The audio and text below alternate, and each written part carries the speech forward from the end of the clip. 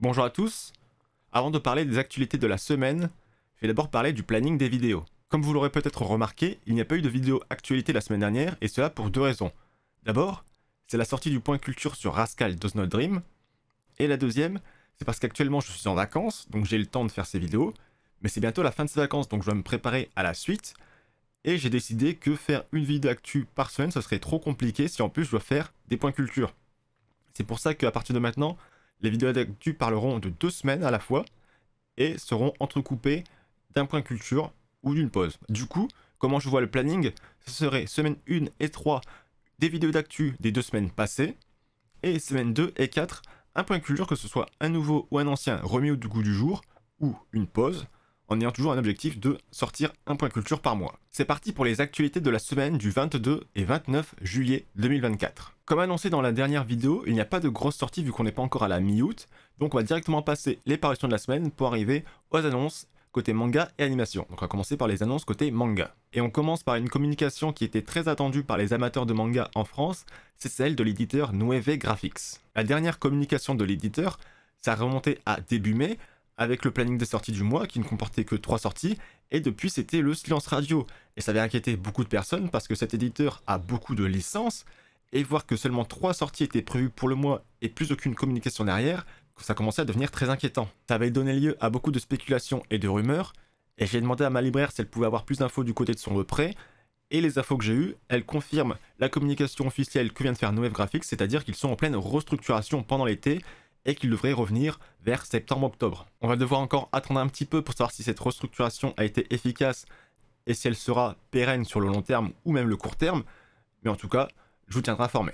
Ensuite, pour la sortie du tome 25 de Jujutsu Kaisen le 3 octobre prochain, une édition prestige sortira également et qui contiendra une jaquette alternative, une lance céleste, l'envers de la lisière du supplice, 2 tissus imprimés, un porte-téléphone acrylique et 49 photos. Ce collector, au prix de 34,90 €, rappelle un peu le collector du tome 20 qui était lui aussi au même prix et contenait une jaquette alternative, un moule de doigts de Sukuna, le hachoir de Nanami en reproduction métal miniature, l'automate de communication de Kokichi sous la forme d'un badge, un dé en métal représentant la lisière du supplice et un set de 13 impressions documentant le drame de Shibuya. D'ailleurs, en parlant de Jujutsu Kaisen, je me suis pour l'instant arrêté au tome 19, le collecteur du tome 20 est encore sous blister, donc ce sera l'occasion de rattraper 5 tomes d'un coup. Mauvaise nouvelle pour Frieren chez nous, qui voit son tome 13 initialement prévu pour le 5 septembre, décalé au 5 décembre. Les créateurs du manga au Japon ont mis plusieurs fois le manga en pause récemment, de mars à avril et de mai à août, et du coup pour pallier ces périodes de pause, ils ont décalé la sortie du tome de Frieren pour qu'il coïncide avec la sortie de la dernière médaille Kyun qui était consacrée à Frieren. Il est possible qu'à la base c'était le tome 14 qui était prévu pour sortir avec la médaille Frieren, mais si le manga est en pause, l'éditeur ne va pas le créer lui-même. Et concernant les multiples pauses du manga, je préfère un manga qui est en pause mais dont les créateurs sont en bonne santé, et pour qu'ils puissent continuer le manga et même avoir une bonne vie derrière. Parce qu'il y a trop souvent des personnes, on l'a encore vu récemment avec Akira Toriyama, qui travaillent d'arrache-pied et qui après le payent très cher de leur santé. Côté Akata, ils ont profité des Jeux Olympiques pour annoncer la sortie en septembre 2024 d'un manga reportage sur le handisport avec les artisans du possible, les métiers du handisport. Et dernière annonce côté livre, c'est l'annonce par Manabook de la sortie de l'artbook officiel de la série Arcane prévue pour fin 2024. En anglais, il y a 2 éditions pour cet artbook, l'édition normale et l'édition portfolio, mais l'éditeur a annoncé qu'en français, il n'y aura que l'édition normale qui sera éditée. C'est tout pour les annonces côté papier, maintenant on va parler des annonces côté animation. Pour fêter les 2 ans de l'anime Lycoris Recoil, une série de 6 courts-métrages a été annoncée. Et il faut savoir qu'en 2023, un nouvel anime a été annoncé pour Lycoris Recoil, mais il ne s'agit pas de ces 6 courts-métrages, ce sont des projets totalement à part. L'anime Toilet Bond Hanako-kun aura droit à une 2e saison en janvier 2025. Et pour octobre 2024, nous aurons 4 épisodes supplémentaires pour After School Hanako-kun. Concernant Kengan Ashura, la 2e partie de la saison 2 sera disponible à partir du 15 août sur Netflix. Le manga Rooster Fighter ou Coq de Baston chez nous aura le droit à son adaptation animée. Pour l'instant on a un trailer, mais pas plus d'informations. Et une autre annonce côté Netflix, c'est la sortie de l'adaptation animée du manga Sakamoto Days en janvier 2025. Et pour finir, 2 annonces côté Crunchyroll.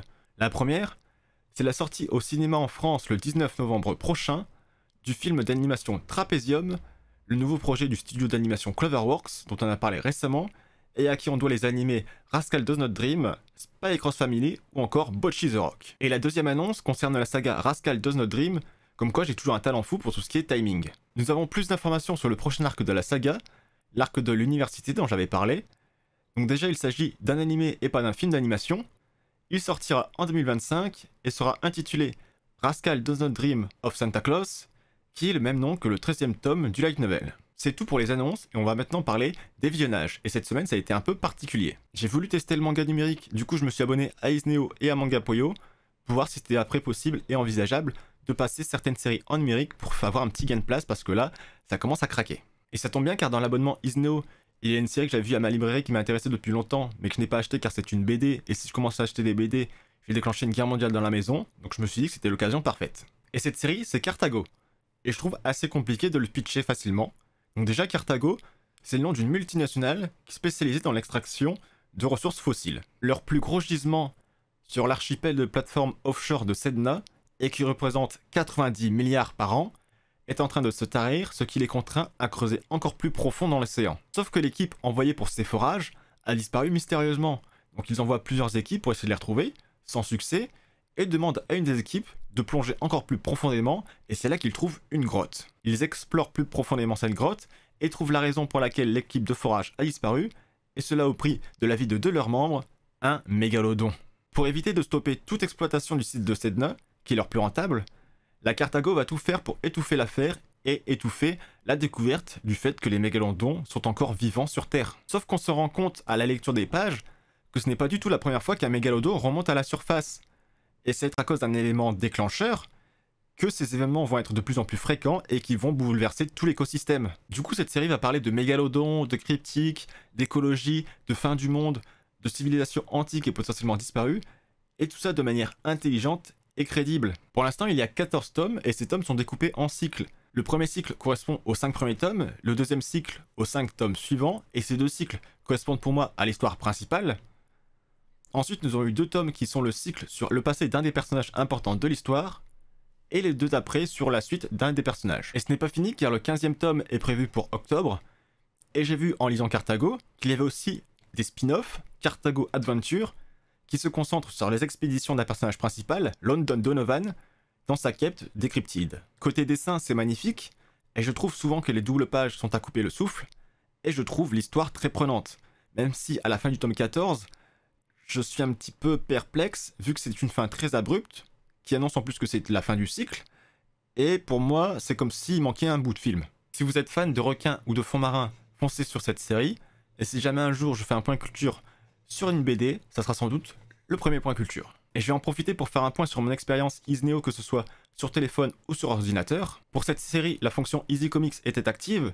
Donc Easy Comics, c'est une fonctionnalité qui permet de découper les planches en cases pour que ce soit plus facile d'analyser et de lire les cases, que ce soit sur téléphone ou sur ordinateur. C'est une fonction intelligente car lorsqu'une case est liée à plusieurs cases, ça va afficher directement le groupe de cases liées et pas juste les cases indépendamment des unes des autres. Mais à mon avis, ce découpage est fait manuellement car cette fonctionnalité n'est pas disponible pour tous les albums. Et si on veut être tatillon, j'ai pu relever quelques couacs.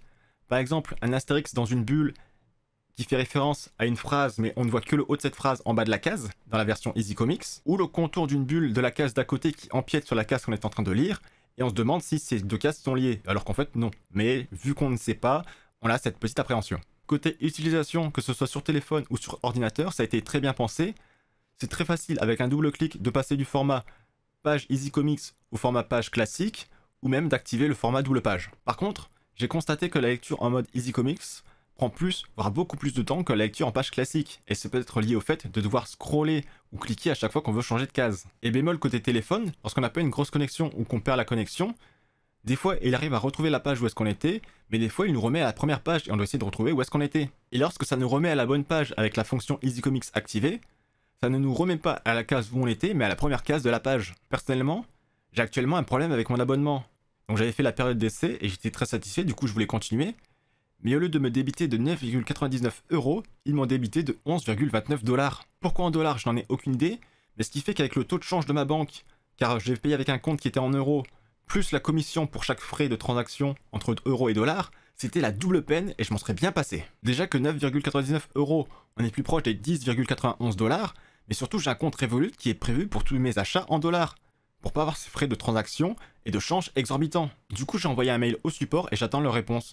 Car c'est pas tellement le prix en dollars qui me choque, c'est surtout que si je dois payer en dollars avec mon compte en euros, je paye des taux de change exorbitants et la commission à chaque transaction.